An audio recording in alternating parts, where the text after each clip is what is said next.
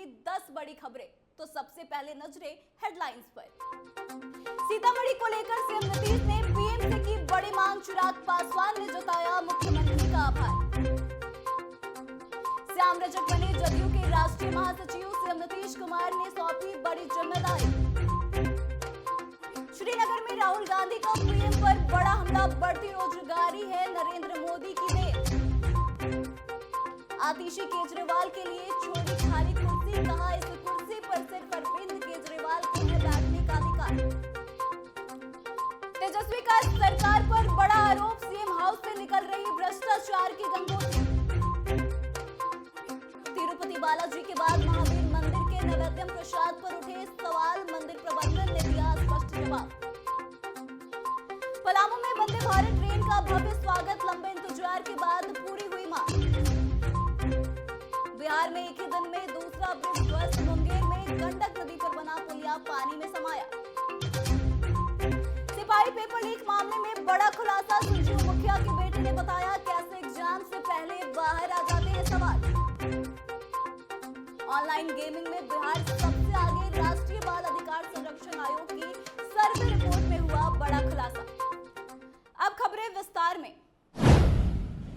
मुख्यमंत्री नीतीश कुमार का एक काम लोजपा रामविलास प्रमुख चिराग पासवान को इस कदर पसंद आया कि वे खूब खुश हो गए। जहां केंद्रीय मंत्री चिराग पासवान ने सोमवार को इसे लेकर अपनी खुशी जाहिर की है कि सीएम नीतीश ने बहुत बढ़िया काम किया है और उन्होंने आभार भी जताया।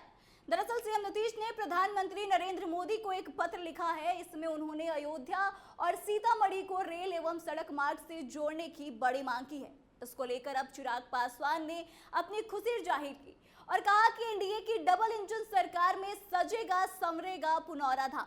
उन्होंने कहा कि बिहार के माननीय मुख्यमंत्री जी ने देश के यशस्वी प्रधानमंत्री आदरणीय श्री नरेंद्र मोदी जी से सीतामढ़ी स्थित माता सीता की जन्मस्थली पुनौरा धाम को प्रभु श्री राम की जन्मस्थली अयोध्या धाम से सीधे सड़क एवं रेल मार्ग से जोड़ने के लिए पत्र के माध्यम से आग्रह किया है, जो कि काफी स्वागत योग्य पहल है।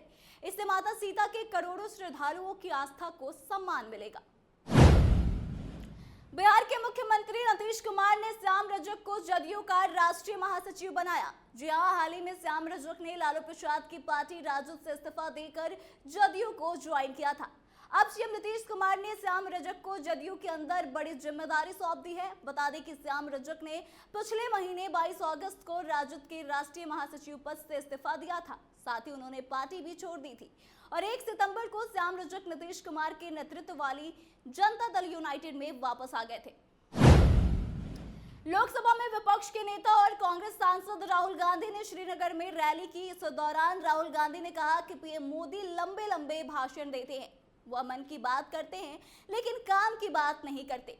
काम की बातें हैं बेरोजगारी हटाओ, महंगाई कम करो, युवाओं को विजन दो, जम्मू कश्मीर को स्टेटहुड दो, लेकिन पीएम मोदी ये बातें नहीं बोल सकते। वो 24 घंटे मन की बात करते रहते हैं लेकिन आजकल कोई उनके मन की बात सुनता भी नहीं। उन्होंने कहा कि देश भर में बेरोजगारी बढ़ रही है क्योंकि शिक्षित लोगों को नौकरी नहीं मिल रही, यह नरेंद्र मोदी की देन है। उन्होंने कहा कि मैं संसद में आपके मुद्दे उठाऊंगा, आपको बस मुझे आदेश देना है और मैं इसे उठाऊंगा। दिल्ली की नई मुख्यमंत्री आतिशी ने पदभार संभाल लिया है। कमान संभालने के साथ ही उन्होंने यह भी तय कर दिया कि भले ही सीएम की कुर्सी पर वह काबिज है लेकिन सर्वोच्च स्थान पर अरविंद केजरीवाल ही रहेंगे। सोमवार को सीएम की कुर्सी संभालने के साथ ही आतिशी ने कहा कि जिस तरह भरत जी ने खड़ाऊ रखकर सिंहासन संभाला, ठीक उसी तरह मैं सीएम की कुर्सी संभालूंगी। इस दौरान उनके बगल में एक खाली कुर्सी भी नजर आई। उन्होंने कहा कि यह कुर्सी केजरीवाल की वापसी तक इसी कमरे में रहेगी और इस कुर्सी को केजरीवाल का इंतजार रहेगा। बिहार में इन दिनों जमीन सर्वे के नाम पर लोगों से हो रही अवैध उगाही और अन्य सरकारी योजनाओं में व्याप्त भ्रष्टाचार को लेकर विपक्षी दल सरकार पर हमलावर हो रहे हैं। बिहार में बढ़ते अपराध को लेकर सरकार के खिलाफ मोर्चा खोलने वाले तेजस्वी यादव ने अब भ्रष्टाचार के मुद्दे पर डबल इंजन सरकार को घेरने की कोशिश की है। तेजस्वी यादव ने सरकारी कार्यालयों में व्याप्त भ्रष्टाचार के लिए सीधे तौर पर मुख्यमंत्री नीतीश कुमार को जिम्मेदार ठहराते हुए एक्स पर लिखा कि क्या आपके यहाँ थाना और ब्लॉक में ऐसे ही रिश्वत देकर काम किए और कराए जाते हैं। बिहार में खुली बोली के तहत होने वाले ट्रांसफर पोस्टिंग की बदौलत एक अणे मार्ग से निकलने वाली भ्रष्टाचार रूपी गंगोत्री के कारण हर बिहारी डूब रहा है। नीतीश कुमार और भाजपा इस रिश्वतखोरी और संस्थागत भ्रष्टाचार के कारण मौज में है। उन्हें आम जनमानस की कहीं कोई परवाह नहीं। टाटा नगर पटना के बीच चलने वाली वंदे भारत एक्सप्रेस पहली बार पलामू के डाल्टनगंज स्टेशन पहुंची। इस मौके पर स्टेशन पर सांसद विष्णु दयाल राम, धनबाद के डीआरएम और अन्य गणमान्य व्यक्तियों ने भव्य स्वागत किया। समारोह में ट्रेन को हरी झंडी दिखाकर रवाना किया गया। वहीं मीडिया से बातचीत करते हुए सांसद विष्णु दयाल राम ने कहा कि पलामू के लोगों की वंदे भारत ट्रेन की लंबे समय से मांग चली आ रही है और आज वह मांग पूरी हो गई। इस ऐतिहासिक मौके पर स्थानीय लोग और यात्री बेहद उत्साहित नजर आए। बिहार के मुंगेर से एक बड़ी खबर निकलकर सामने आ रही है, जहां बख्तियारपुर समस्तीपुर के बीच पुल ध्वस्त होने के बाद मुंगेर में भी एक पुल नदी में समा गया। ताजा मामला मुंगेर का है, जहां गंडक नदी की धार पर बनी पुलिया बाढ़ की पानी में बह गई। इस घटना के बाद लोगों को काफी परेशानी का सामना करना पड़ रहा है। दरअसल मुंगेर में पुल ध्वस्त होने का मामला सामने आया है। एक दिन में बिहार की यह दूसरी बड़ी घटना है। इससे पहले बख्तियारपुर से समस्तीपुर के बीच बन रहे 4 लेन पुल का स्पैन गिर गया। इसके कुछ ही देर बाद मुंगेर में पुलिया नदी में समाने की घटना सामने आई। यहां बख्तियारपुर प्रखंड के हरिण मार पंचायत और गोगरी के बीच गंडक नदी की धार पर बने बिजली पुल पानी में समा गया। हाल ही में तिरुपति बालाजी मंदिर के प्रसाद में मिलावट की खबरों के बाद से पूरी देश में हलचल फैली हुई है। इस अटकलों के बीच अब पटना के प्रसिद्ध महावीर मंदिर के नैवेद्य प्रसाद पर भी सवाल खड़े किए जा रहे हैं, लेकिन मंदिर प्रबंधन ने साफ किया है कि नैवेद्यम पूरी तरह से शुद्ध और गाय के घी से तैयार होता है। इस मामले को लेकर आचार्य किशोर कुणाल महावीर मंदिर न्यास के सचिव ने बताया कि नैवेद्यम को पूरी शुद्धता के साथ गाय के शुद्ध घी से बनाया जाता है, इसलिए इसकी गुणवत्ता में कहीं कोई दोष नहीं।